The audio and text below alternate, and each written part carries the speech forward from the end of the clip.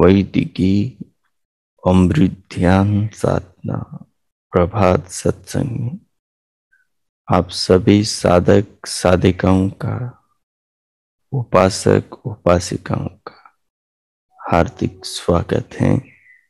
आइए पूर्व की भांति आज के ब्रह्म मुहूर्त में, आज की ब्रह्म वेला में भी हम उन महान प्रभु सर्व जगत निर्माता, समस्त देहों के धारण करता, समस्त जीवनों के पोषण करता, विश्व विधाता परम पिता परमात्मा,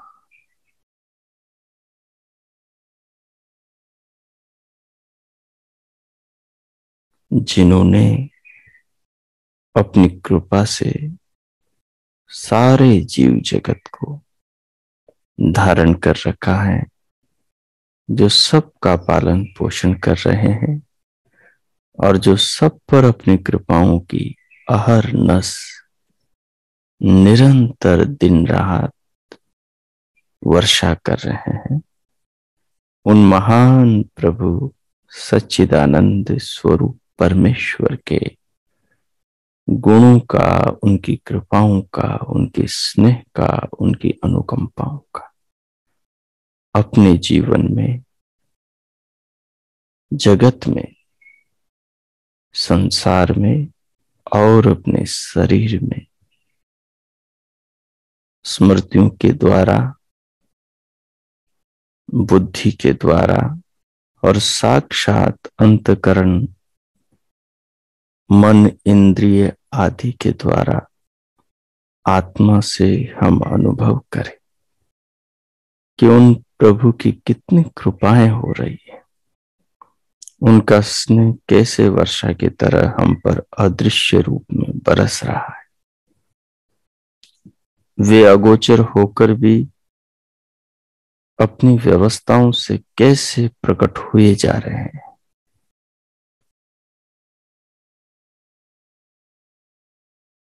इस प्रकार भगवान का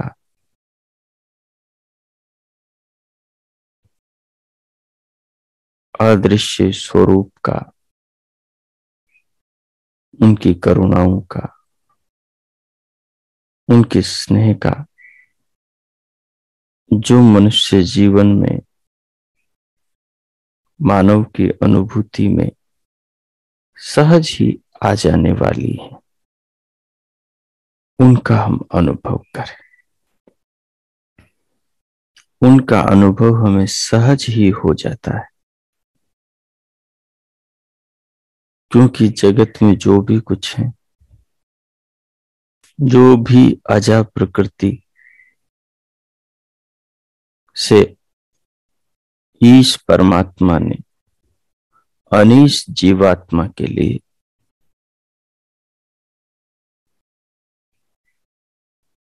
क्षर संसार में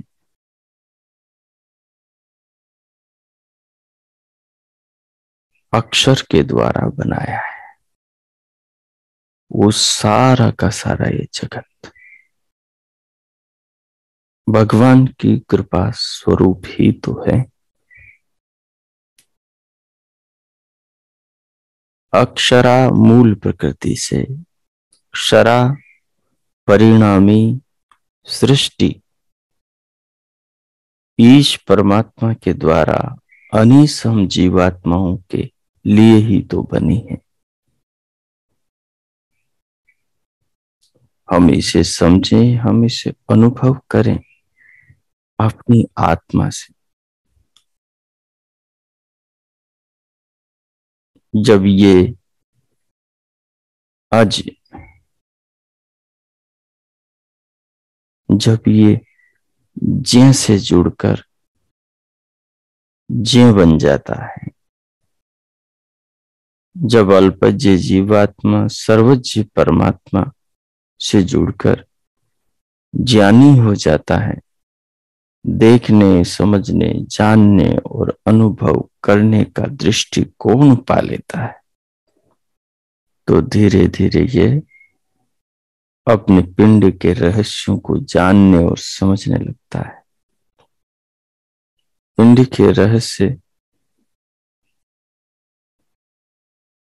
खुल खुल कर उसको अपना स्वरूप बताते हैं, और पिंड में जो भी कार्य प्रणाली है, जो काम कर रही है देह में, उस सब का जो मूल है उस संसार में है, पंचभूतों में है, पांच भौतिक सृष्टि में, इस पृथ्वी में, जल, अग्नि, वायु, आकाश में।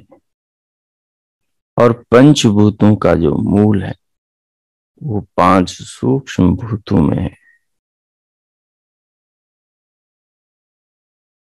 पृथ्वी का गंध में है, जल का रस में है,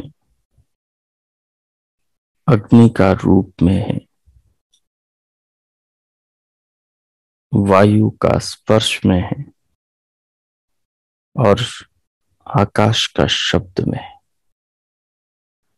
और इन पांचों सूक्ष्म भूतों, तन्मात्र शक्तियों का मूल अहंकार में है, जो इन सब को जानने में हमारी मदद करता है। इनसे बनी सब वस्तुओं को जनाने में हमारी मदद करता है। जानते हम हैं, जनाता अहंकार है। बिना अहंकार के, बिना अहंकार की वृत्ति के हम किसी तत्व को नहीं जान सकते।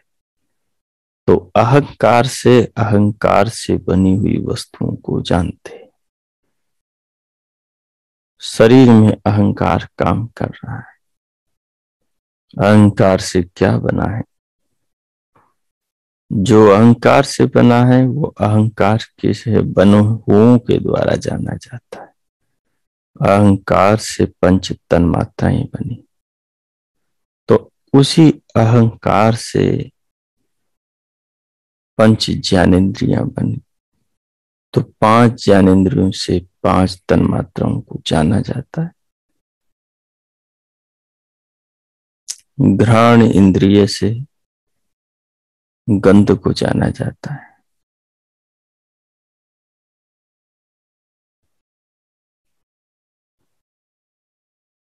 घ्राण इंद्रिय से गंध को जाना जाता है, और हस्त इंद्रिय से गंध से बनी पृथ्वी को प्रयोग में लाया जाता है।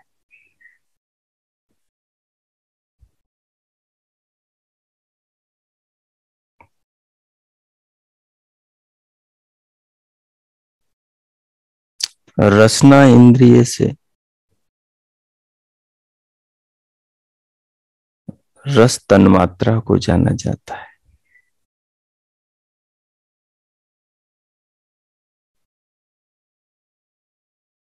और कर्म इंद्रिय से उसका प्रयोग किया जाता है। सभी कर्म इंद्रियों से सभी स्थूल भूतों का प्रयोग जीवन में किया जाता है, परंतु तन्मात्राओं को ज्ञानेंद्रियों से ही जाना जाता है।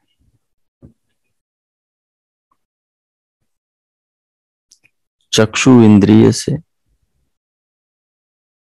रूप तन्मात्रा को जाना जाता है।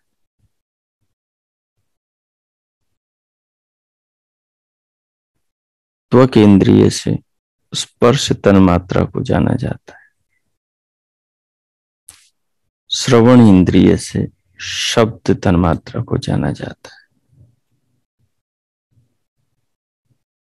इनके माध्यम से अहंकार के माध्यम से अहंकार से बने पांचों तन्मात्राओं को उनसे बने स्थूल भूतों के कण कण में मनुष्य जानता है, आत्मा जानता है।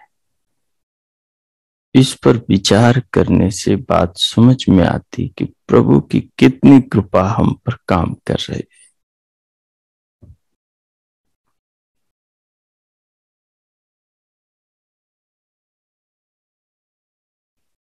किस प्रकार सारी सृष्टि अपने अंदर सूक्ष्म पुर्जों के रूप में, पूरा जगत पूरा ब्रह्मांड लघु रूप में अपने शरीर में कैसे काम कर रहा है।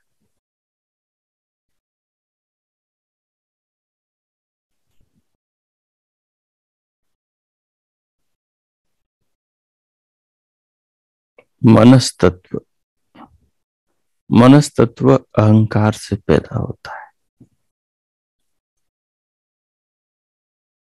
मनस तत्व में सत्वगुण जहां है वहां रजोगुण भी है।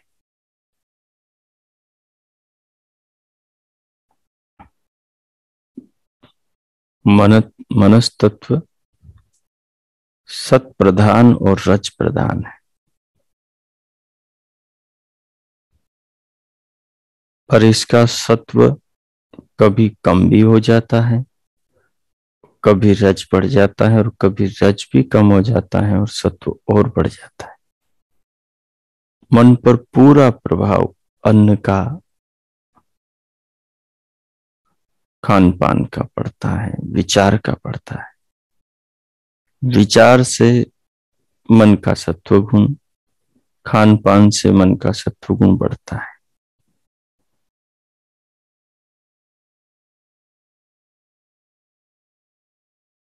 क्योंकि मन जिस शरीर में काम करता है, जिन इंद्रियों के साथ में काम करता है, और इंद्रियां शरीर के जिस त्वचा में, रस रक्त मांस मज्जा अस्थि मेद में, शुक्र शोणित में, सारे शरीर के कण कण में इंद्रिय शक्ति इसी शरीर के मांस मज्जा अंदर की नस नाड़ियों के माध्यम से काम करती। इंद्रिय शक्ति विद्युतीय तरंगों की तरफ पूरी देह में काम करती।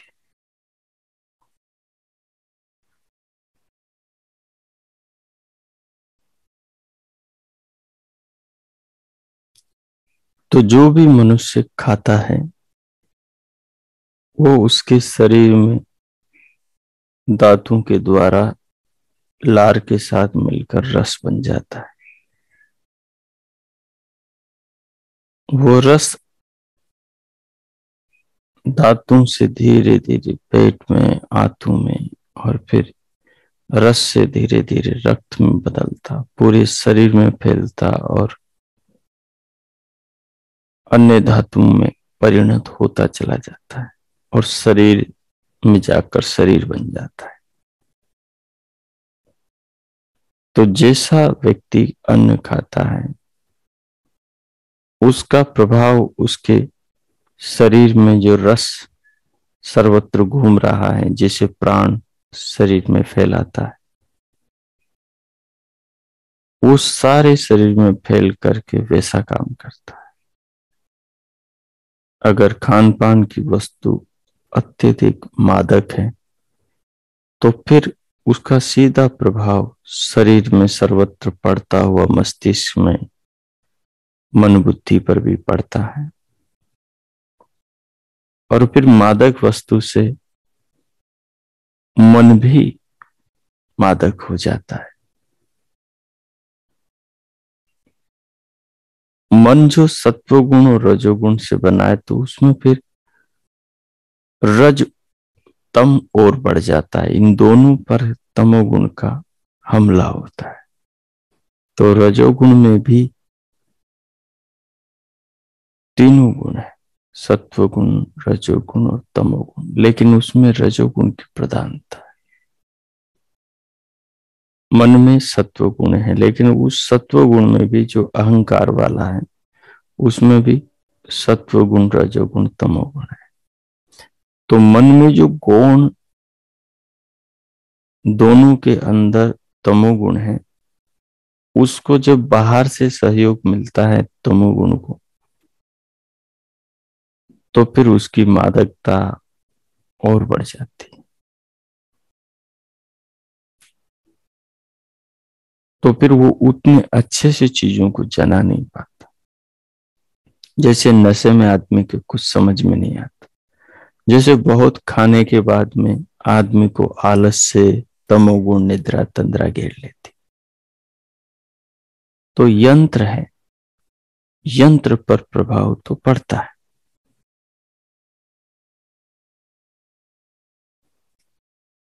तो मन ज्ञानेंद्रियों से, कर्म इंद्रियों से जुड़कर पंचभूतों के, सूक्ष्म भूतों को, तन्मात्राओं को पंचभूतों के अंदर, पंचभूतों के कण कण में जनाता है। और आत्मा मन के द्वारा इंद्रियों के माध्यम से लाए हुए विषयों की छाप को, तरंगों को चित्त के अंदर तदाकारित चित्त पर जानता है और बुद्धि के द्वारा उसे समझता है। पुराने चित्त में पड़े हुए संस्कारों की मदद से आत्म जानता है। ये पूरी प्रक्रिया हर पल, हर क्षण सूर्य की रश्मियों से भी तीव्र रूप में मन के द्वारा देह में चलती रहती। जो जो साधक सत्व गुण से जुड़ता चला जाता है, क्यों क्यों वो इस गहरे गुह्य रहस्य में प्रवेश करने लग जाता है, फिर तीव्र गति से हो रहे इस कार्य को जानने लगता है। ऐसे ही अपने शरीर में हजारों शक्तियां हैं जो नाना रूपों में काम कर रही है, और उन शक्तियों का जो आहार, जो भोजन है, जो उनकी प्रकृतियां हैं, जो उनका कारण है, जो उन्हें बलवान शक्तिमान बनाता है, जो सारी देह में वो शक्तियां काम करती हैं और जीवात्मा को देह में रहने में सुविधा, सहयोग प्रदान करती, उन सारी शक्तियों का जो भोजन है वो इस संसार में परमात्मा बनाता है।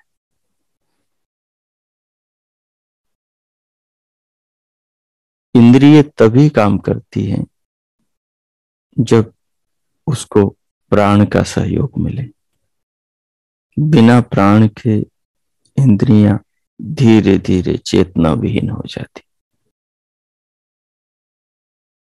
प्राण तभी काम करता है जब बाहर वो प्रचुर मात्रा में हो। जिस क्षेत्र के अंदर प्राण में विकार आ जाता है, वायु अशुद्ध हो जाती, उन लोगों के, उस क्षेत्र के लोगों के प्राण अशुद्ध होने लगते हैं। प्राण, अपान, व्यान, समान, उदान, तो उनके शरीरों में नाना रोग, नाना बीमारियां पैदा होने लगती।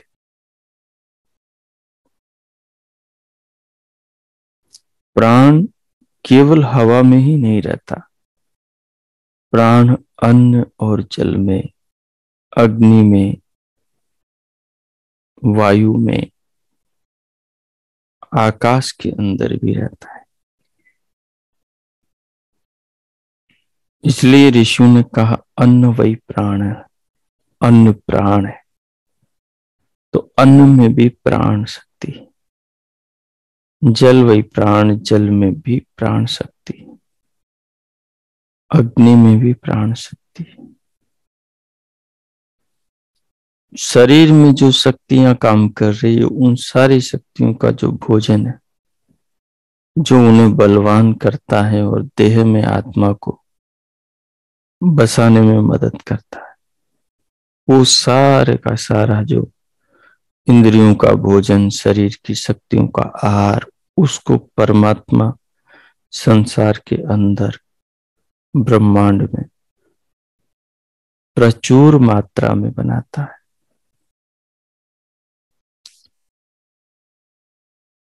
पर्याप्त बनाता है, कभी कम नहीं पड़ता।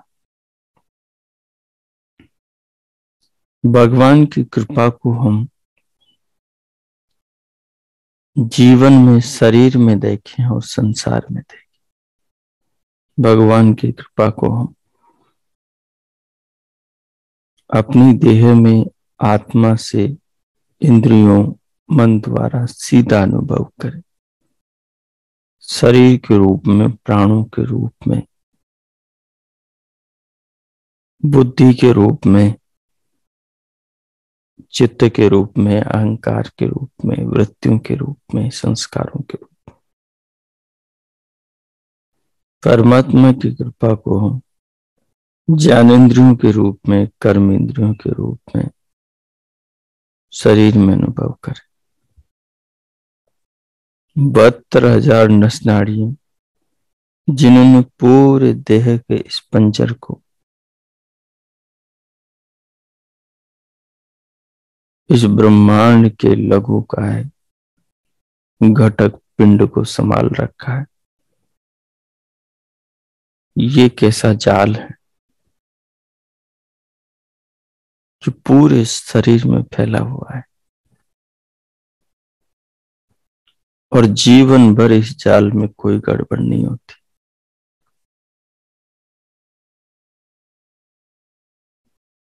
चलता ही रहता है, हमेशा काम करता ही रहता है, यदि आदमी से खराब न करे तो। ये सब प्रभु की महिमा है, ये सब प्रभु का सामर्थ्य है। इन सब से प्रभु की महिमा को, प्रभु के प्रेम को, प्रभु की करुणा को हम माप सकते हैं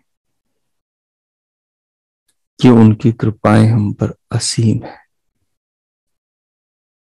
क्योंकि उनकी कृपाओं की कोई गिनती नहीं। इसलिए हम किसी सीमा में उनका माप नहीं कर सकते। असीम है, यही उनका माप है कि भगवान की कृपाएं असीम है। जिधर भी देखेंगे, जिस भी चीज पर विचार करेंगे, उधर प्रभु की अनंत कृपाएं मिलेगी। तो उस कृपा सागर को इस रूप में अपने जीवन में, शरीर में हम देखें। अब इस भाव को आधार बनाकर आप जिस आलती पालती में बैठे हैं, वो आसन को व्यवस्थित कर लें। कमर, पीठ, गर्दन को सीधा रखते हुए, सहज रखते हुए, बाहर से भीतर आने वाली श्वास को लंबा, गहरा, लयबद्ध, पतली और मध्यम करते हुए भीतर से बाहर से भीतर ले, और भीतर मन को उसकी अनुभूति में लगाए, उसे आत्मा से जाने, और श्वास के साथ साथ पूरे शरीर को, सिर से पांव तक की देह को अनुभव करें। इन सारी बातों को, चिंतन को अपने भाव में, पृष्ठ भाग में रखें और श्वास को अनुभव करें। सिर को, शरीर को, शरीर के अवयवों को अनुभव करें। दिव्यनाद को सुने, दिव्य प्रकाश को देखें, और जब श्वास भर जाए तो उसे रोककर प्रभु नाम का स्मरण मानसिक रूप से करें। उस विभु व्यापक विश्व विधाता, विश्व चेतना, परम आनंद के सागर, करुणा के भंडार, दया सागर उस महान प्रभु को अपने जीवन में ओतप्रोत सर्वत्र अनुभव करें। स्वयं को उसमें, उसको स्वयं में, और फिर इस भाव के साथ प्रभु का मानसिक जप करें। वो डूब जाए उसके अंदर, उसकी कृपाओं को, उसके स्नेह को, उसकी व्यवस्थाओं को अनुभव करें। 5-7 मिनट आप ये प्रयोग करें। मैं मौन होता हूं, कीजिए। ओ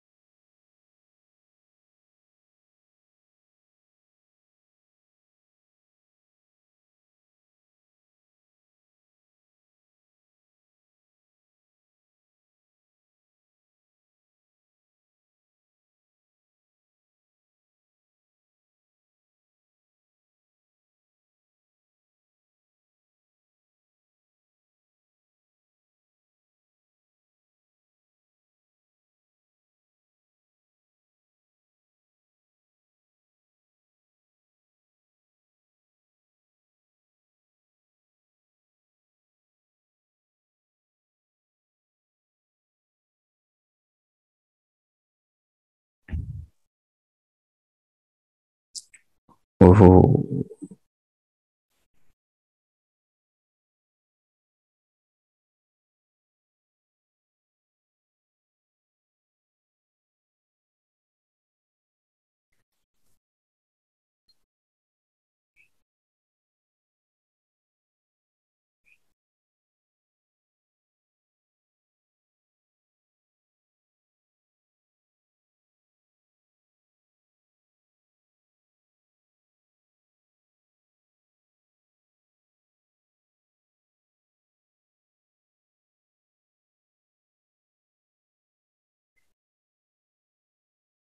ओ, इस प्रकार उन महान प्रभु भगवान सच्चिदानंद परमेश्वर के जगत में सर्वत्र व्यापक कृपा स्वरूप, स्नेह स्वरूप, करुणा स्वरूप को जानते समझते अनुभव करते हुए, प्रभु नाम का मानस जप जपते हुए, दिव्य नाद सुनते, दिव्य प्रकाश देखते, प्राणों को अनुभव करते और पूरे शरीर को महसूस करते जानते हुए, जगत में, जीवन में, शरीर के आहार संसार के पंचभूतों में, पंच भौतिक पदार्थों में आपस में जुड़ाव कारण कार्य के संबंध को देखते हुए, सबके पीछे परमात्मा शक्ति की व्यवस्था को विचारते हुए अब भगवान का धन्यवाद करें, प्रभु का मन ही मन धन्यवाद करते हुए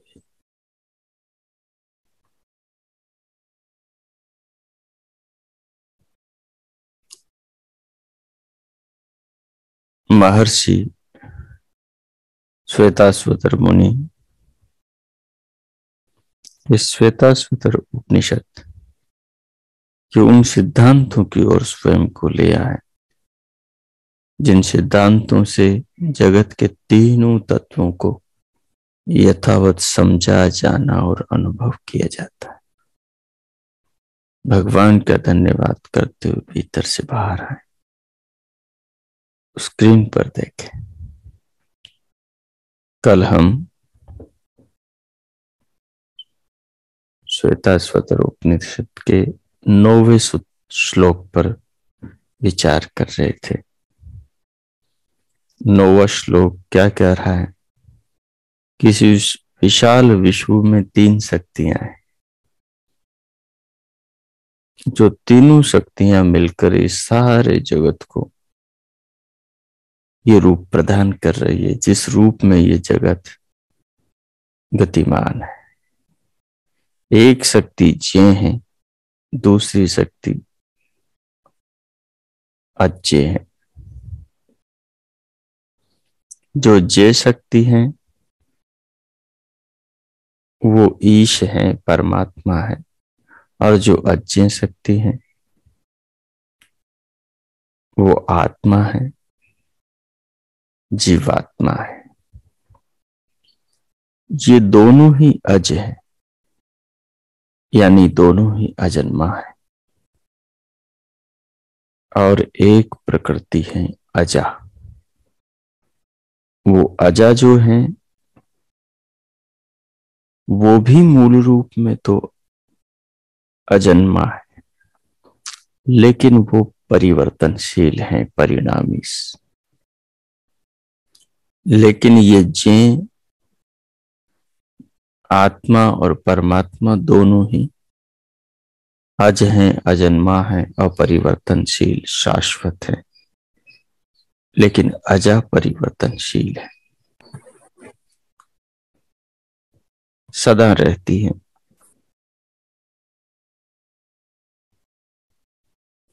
ये जो अजा है, प्रकृति है, इसके 2 रूप है। एक रूप इसका अव्यक्त है, जो इसका अक्षर रूप है, जिसको कल हमने पढ़ा, और एक इसका अक्षर रूप है जिसमें ये निरंतर व्यवहार में आकर परिणत होती रहती, बदलती रहती, विकारों में निरंतर विचरण करती रहती, वो इसका अक्षर रूप है, व्यक्त रूप है, भोग्य रूप है, जिसमें ये जीवात्मा के भोग की वस्तु बनती है और जीवात्मा इसका भोक्ता बनता है। जीवात्मा इसका भोक्ता तभी बनता है जब जीवात्मा के अंतःकरण में अज्ञान अविद्या ने डेरा डाल लिया हो। ये अज्ञान, ये अविद्या संस्कारों के रूप में चित्त के अंदर समाई रहती है, जब तक जीवात्मा इन तीनों तत्व के वास्तविक ज्ञान के द्वारा, समाधि के द्वारा, योगाभ्यास के द्वारा इन तीनों तत्वों के यथावत स्वरूप को नहीं जान लेता, तब तक ये अविद्या उसके चित्त में छिप कर बैठी रहती है और अपने होने का उसके व्यवहार में प्रमाण देती है कि वो उसके अंदर है। जो भी आदमी संसार में उलझा है, सांसारिक पदार्थों में इधर उधर नाना प्रकार के बंधनों में बंधा है, ये सब इस बात के सबूत हैं कि उसके चित्त में, अंतःकरण में अविद्या भरी है, अविद्या के संस्कार भरे हुए हैं। वो विद्या के संस्कारों से दूर होते हैं और विद्या का अर्थ है तीनों तत्वों का यथावत ज्ञान। तीनों तत्वों का ज्ञान कब होता है? जब आत्मा परमात्मा से जुड़ता है, क्योंकि तीनों जो चीजें हैं वो परमात्मा से जुड़ी है। आत्मा परमात्मा से जुड़ा है।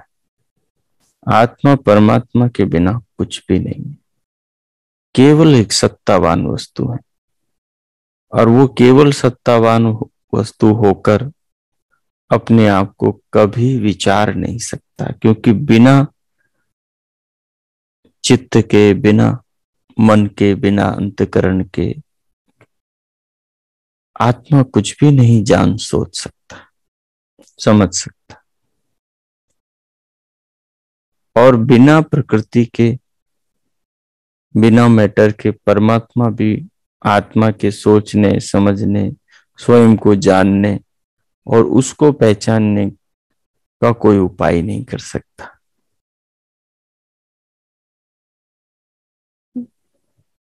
तो उपाय तो परमात्मा ही करता है, जगत को बनाता तो परमात्मा ही है प्रकृति से, और जीवात्मा को ये संसार दिखाता परमात्मा ही। तो परमात्मा से आत्मा जब जुड़ता है तो फिर वो प्रकृति को भी समझता है, खुद को भी समझता है और उस पार ब्रह्म परमेश्वर के दोनों रूपों को जानता है। एक तो वो निराकार जो योगियों को ही केवल असंप्रज्ञात समाधि में उनकी अनुभूति में आता है, उस ब्रह्म को। एक जो शब्द के द्वारा, विचार वृत्ति के द्वारा, जो बुद्धि के अनुभव में, बुद्धि से जानने में आता है, उस ब्रह्म को। ब्रह्म तो दोनों एक ही है, पर एक केवल विचार में, चिंतन के द्वारा, विचार के द्वारा जानने, समझने और अनुभव आता है। दूसरा साक्षात ब्रह्म की मदद से, बिना विचार के, बिना बुद्धि के सहारे, बिना प्रकृति के सहारे, सीधा आत्मा को वो अपनी शक्तियों से स्वयं को बोध कराता है।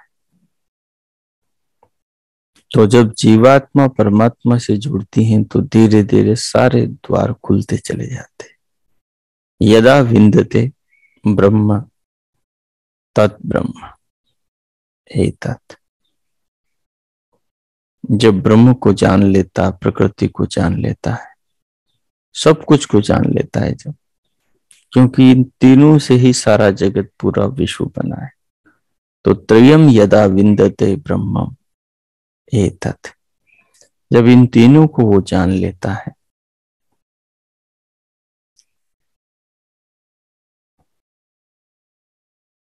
तो उस ब्रह्म को प्राप्त हो जाता है। उस महान शक्ति को जानना ही उसको प्राप्त होना है, और उसको प्राप्त होकर फिर वो सब कुछ पा लेता है, क्योंकि उसके आगे कुछ भी नहीं।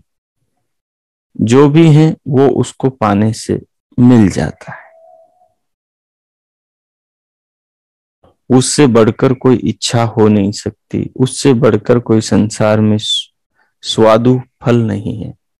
परमात्मा का जो समाधि में अनुभव होता है वो इतना स्वादिष्ट होता है, वो इतना ऊंचा सुख, इतना ऊंचा आनंद होता है कि उसको चखने के बाद में और किसी को चखने की इच्छा नहीं होती। अब एक को डालडा की बनी हुई घी वस्तु खिलाओ और एक को शुद्ध देसी गाय के घी की बनी हुई मिठाई खिलाओ, तो जिसने शुद्ध देसी गाय के घी की मिठाई चख ली फिर वो डालडा की मिठाई क्यों खाएगा? जिसने राशन के अन्न की बनी रोटी सब्जी पकवान खाए हैं और उसको यदि ऑर्गेनिक आयुर्वेदिक की रीति से उपजाए हुए अन्नों के बना हुआ भोजन दिया जाए तो उसको चखेगा, खाएगा, तो फिर दोबारा वो राशन वाले अन्न का भोजन कभी नहीं करेगा।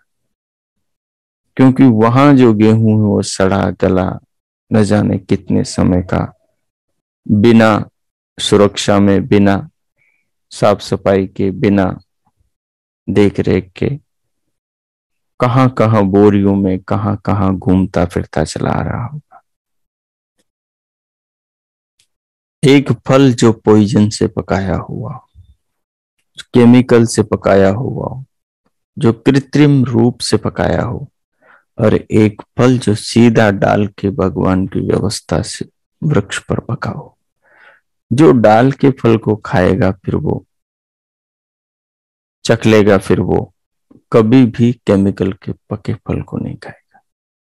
तो जब साक्षात वो परमात्मा के आनंदमय स्वरूप का अनुभव कर लेता है तो फिर जगत के परिणामी स्वरूप के प्रति उसमें कोई इच्छा नहीं रहती। इच्छा के न रहने के कारण वो फिर लौट के इधर कभी नहीं आता, उसी दिशा में आगे आगे चला जाता है। यही सार तत्व है। तो इस श्लोक को आप समझें और इसको दोहरा लें, इसको याद करें। इसको जे अज्यौ द्वौ द्वौ अजौ ईश अनीश अजा ही एका भोक्त्री भोग्यार्थ युक्ता अनंतश्चात्मा विश्वरूपो ह्यकर्ता त्रयम् यदा विंदते ब्रह्म में तत्। क्या कर रहे हैं? कह रहे हैं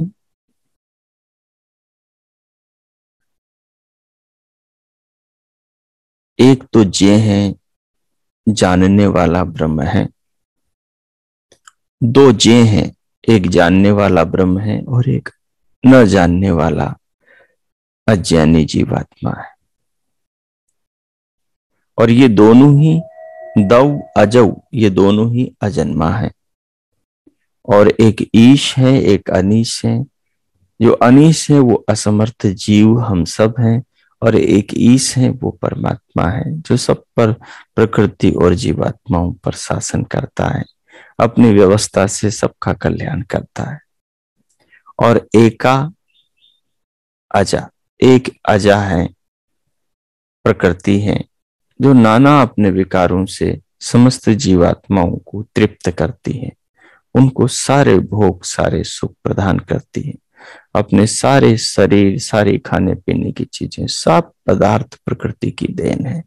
ये जो फूल मुस्कुरा रहे हैं, कलियां खिलती हैं, इनमें जो फलों में जो रस बहता है, और जो ये आकाश में सूर्य चमचमाता है, इसकी रश्मियां जो लोक को प्रकाशित करती हैं, और रात में जो तारे सितारे पूरे गगन को रोशन करते हैं, ये सब के सब इसी प्रकृति के नाना विकार है। संसार में जो भी सुंदरता, मनमोहकता है, वो सब प्रकृति के विकारों की देन है। तो ये प्रकृति भोग्य है, इसका भोक्ता जीवात्मा है। जब ये भोक्ता जीवात्मा भोग्य इस प्रकृति को उस परमात्मा के ज्ञान के द्वारा जान लेता है, तो फिर ये जानता है अपने साथ प्रकृति को और विश्वात्मा, विश्वरूप उस परमात्मा को, जो अपने लिए कुछ नहीं करता, सब कुछ जीवात्मा के कल्याण के लिए करता है। इस तत्व को समझ करके, जान करके, अनुभव करके स्वयं परमात्मा प्रकृति के विकारों को, जन्म मरण के बंधनों से मुक्त हो जाता है। तो इस प्रकार आज की पाठ को इतना ही रखेंगे। 9वां श्लोक हमारा यहाँ पर पूर्ण हो गया। कल हम 10वें श्लोक पर विचार करेंगे। 9वें श्लोक में क्या कहा, वही जिस पर अभी हमने विचार किया। इसकी हिंदी को आप जरूर अच्छे से पढ़ लें, नोटबुक में नोट कर लें। 2 अज हैं जो अजन्मा है, एक जे और एक अज्ञे है। अज्ञे का मतलब, अ का मतलब निषेधात्मक, नहीं जो जानता। एक है जे जो सबको जानता। तो जे ईश है और अजे अनीश है। इन दोनों अजों के अतिरिक्त एक तीसरी अजा, अजन्मा प्रकृति है। 2 अज ईश्वर और जीव, और एक अजा प्रकृति है। यह अजा भोक्ता जीव के भोग के लिए है। आत्मा अनंत है संख्या में, विश्व रूप है, अकर्ता है। यहां आत्मा शब्द परमात्मा के लिए आया है। परमात्मा अनंत है। अनंत का मतलब वो किसी सीमा में नहीं आता। सीमा में न आने का मतलब वो विभु है, व्यापक है, सर्वदेशी है। उसके एक भाग में सारा जगत, सारा विश्व ये है। और मूल रूप में वो परमात्मा अकर्ता है। जब तीनों को ईश्वर, अनीश, जीवात्मा और प्रकृति को जान लिया जाता है, इनको प्राप्त कर लेता है, 2 अज और एक अजा, तब ब्रह्म को प्राप्त कर लेता है। साधक, उपासक, तपस्वी, योगी ब्रह्मज्ञानी होकर ब्रह्म में विलीन हो जाता है, अर्थात ब्रह्म का साक्षात्कार करके उसके आनंद में निमग्न हो जाता है। स्थूल शरीर, सूक्ष्म शरीर छूट जाता है और वो परम आनंद मोक्ष को प्राप्त कर लेता है। तो यही जीवन का सार है, यही मनुष्य मात्र के जीवन का लक्ष्य है। इसीलिए ये जगत है, सारी भोग के साधन हैं, व्यवस्थाएं हैं, और परमात्मा निरंतर इस सृष्टि को, इसके विकारों को, हमारी आत्मा उस लक्ष्य तक पहुंचे, उसके लिए निरंतर हम पर कृपा के रूप में नाना व्यवस्थाएं करते जाते हैं और हम उनका लाभ ले रहे हैं। तो हमें जागना चाहिए और उस दिशा में अपने आप को लेकर जाना चाहिए, जहां हमें वो अक्षय आनंद का भंडार मिले, जिसे पाकर हम परिणामी जगत के सुख का त्याग कर दें और परमानंद को प्राप्त हो और हमारा जीवन धन्य और सफल हो। इस प्रकार आज के पाठ को इतना ही रखेंगे।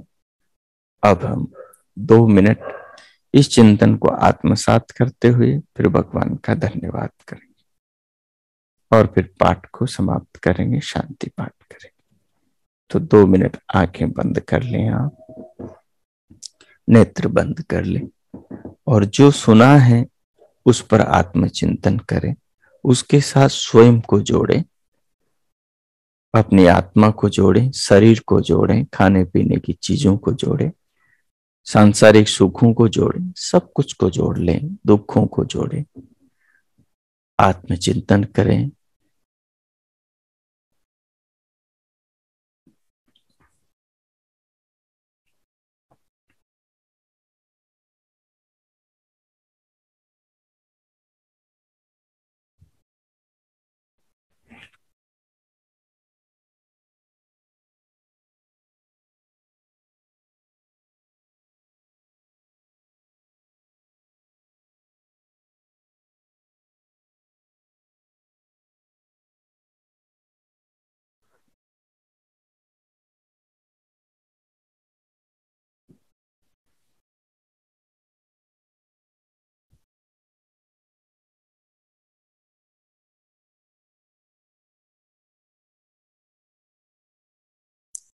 अब भगवान का धन्यवाद करें, प्रभु का धन्यवाद करें, जिन्होंने जीवन दिया, शरीर दिया, संसार में जन्म दिया, जिन्होंने अपनी शक्तियों से इस जीवन को सार्थक बनाया, ज्ञानेंद्रियों से, कर्म इंद्रियों से, हाथ पांव नाक सब कुछ, इन पदार्थों से भगवान ने हमारी आत्माओं को संसार में अपने जगत में जीवन जीने का अवसर दिया है। हम इस विशाल अवसर को, महान अवसर को पाकर जीवन में अपना आत्म कल्याण कर सकते हैं। भगवान का धन्यवाद करें, प्रभु के प्रति कृतज्ञता हृदय से, आत्मा से प्रकट करें।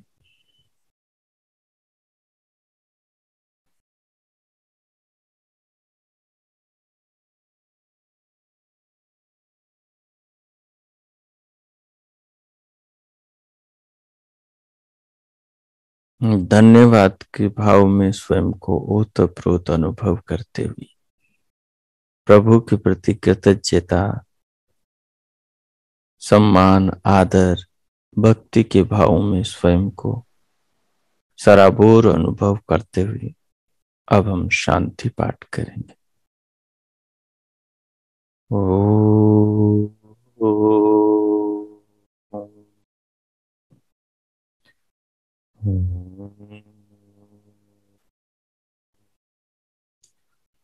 ओम शांति शांति शांति। ओम। हो, आज का आप सबका दिन शुभ हो, मंगलमय हो। प्रभु से सबके लिए बहुत बहुत मंगल कामनाएं, शुभकामनाएं। हम जीवन में ऋषियों के और ईश्वर के ज्ञान को चरितार्थ करें और स्वयं संसार में सुखपूर्वक जीवन को जिए। ज्ञान के अनुसार आत्मा का उत्थान, दुखों का नाश करें और आत्म कल्याण की दिशा में आगे बढ़े। स्वयं को सुखी, परिवार को, समाज को, राष्ट्र को सुखी करें, सबके कल्याण के लिए दिशा में काम करें और ज्ञान को जीवन में, व्यवहार में लाएं, उतारें, चरितार्थ करें। सबके लिए परमात्मा से बहुत बहुत मंगल कामनाएं। इति ओम।